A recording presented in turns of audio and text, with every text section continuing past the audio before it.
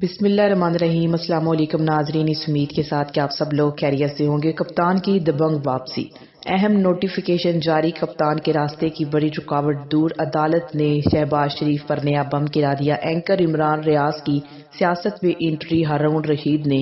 بہت بڑی خبر بریک کر دی۔ ویڈیو کی تفصیل میں جانے سے پہلے آپ ہمارے چینل کو سبسکرائب کریں، ویڈیو کو لائک کریں اور کامنٹس باکس میں اپنی قیمتی رائے سے ضرور آگاہ کریں۔ ناظرین، پی ڈی ایم نے عمران خان کو گرانے کے لیے بہت کچھ کیا تھا لیکن کچھ بھی فائدہ نہیں ہوا، اور پھر توشہ خانہ کا جو شوشہ چھوڑا گیا، اب نہ صرف وہ توشہ خانہ کا شوشہ ٹھوس ہو چکا ہے بلکہ وہ امپورٹڈ سرکار کے گلے کی ہڈی بھی بن چکا ہے۔ اور یہ معاملہ اتنا سادہ بھی نہیں ہے، کیونکہ اس کیس کی سماعت آج ہوئی اور اس کیس کی سماعت میں بہت بڑے بڑے نام اور بڑے بڑے برج جو توشہ خانہ سے مستفید ہوتے رہے وہ اب عدالت کے نشانے پر آ چکے ہیں، اور باضابطہ طور پر آج کپتان کے بیانیے کے سامنے امپورٹڈ حکومت نے صحیح معنوں میں سرنڈر کر دیا ہے۔ کافی زیادہ پولیٹیکل اپڈیٹس ہیں جو کہ آپ کے سامنے رکھنی ہے ناظرین۔ اس وقت جو صورتحال بن چکی ہے اور جو ڈیولپمنٹس ہیں، ان میں نگران وزیر اعلیٰ کا بھی جو تقرر ہے وہ خٹائی میں پڑ چکا ہے، اور اب اسپیکر نے حکومت اور اپوزیشن کی طرف سے تین ارکان کی کمیٹی بنانی ہے، اور جو کمیٹی اسپیکر نے بنانی ہے اس کمیٹی میں بہت سی چیزیں کھل کر سامنے آ جانی ہے۔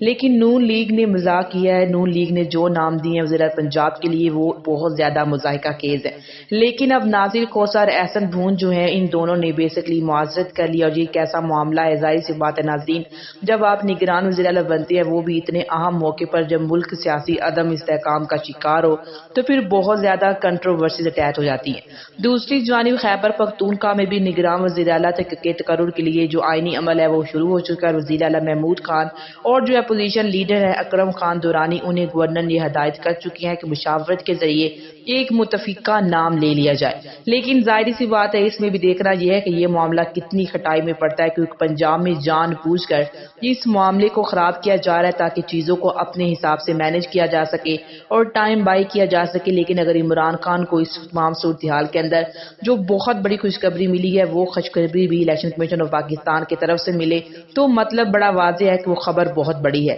کیونکہ آج کل الیکشن کمیشن آف پاکستان بہت زیادہ ایکٹیو نظر آ رہے ہیں۔ بڑی خوشخبری ناظرین یہ ہے کہ عمران خان کے حوالے سے جو فیصلہ محفوظ کیا گیا تھا کہ عمران خان نے جو 7 نشستیں جیتی جو کہ ایک ریکارڈ تھا، لیکن پھر نون لیگ نے الیکشن کمیشن آف پاکستان پر دباؤ ڈالا کہ وہ ان کے حوالے سے جو عمران خان کی کامیابی ہے وہ اس کا نوٹیفیکیشن جاری نہ کرے۔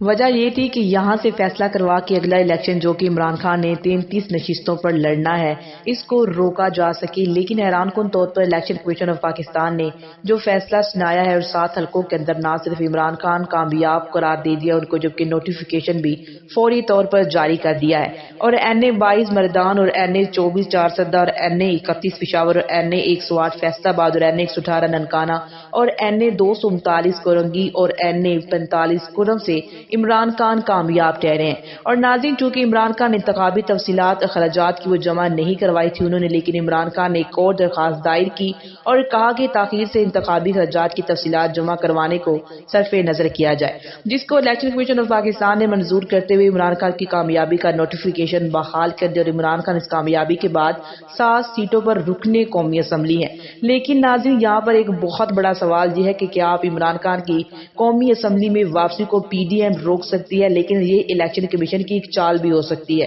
کیونکہ بیلنس کرنا ہے، مسئلے کا حل نکالنا ہے، اور عمران خان کی گرفتاری کی کوششیں بھی کی جا رہی ہے۔ اعجاز الحق نے ناظرین یہ خبر بریک کی، اور اعجاز الحق اس کا پیغام لے کر عمران خان کے پاس آتے ہیں، آپ لوگ اچھی طرح سے جانتے ہیں۔ اعجاز الحق نے یہ خبر بریک کی ہے کہ اس مہینے کے آخر میں عمران خان کو الیکشن کمیشن آف پاکستان کی جانب سے نااہل کروایا جائے گا، یعنی کہ یہ چیزیں بیلنسنگ ایکٹ کے طور پر کی جا رہی ہیں، جبکہ دوسری جانب پاکستان تحریک انصاف نے بھی الیکشن کمیشن پر مسلسل دباؤ جو ہے وہ ڈال کر رکھا ہوا ہے، کیونکہ کراچی میں جو ضمنی الیکشن ہوا ہے اس پر سب احتجاج کر، اور پاکستان تحریک انصاف نے کراچی کے اندر ہونے والے الیکشن کو مسترد کر دیا اور نئے بلدیاتی انتخابات کا مطالبہ کر دیا ہے، اور یہ بھی کہ جو سکندر سلطان راجہ ہیں وہ اپنے عہدے سے استعفیٰ دیں، اور جمہوریت اسلامی کو انہوں نے مبارکباد دی ہے۔ مطلب الیکشن کمیشن آف پاکستان سمجھتا ہے کہ اس طرح سے معاملات حل ہو سکتے ہیں تو ایسا ممکن نہیں ہے، جبکہ عمران خان کہہ چکے ہیں کہ الیکشن میں تاخیر کسی صورت برداشت نہیں ہو سکتی، جبکہ دوسری جانب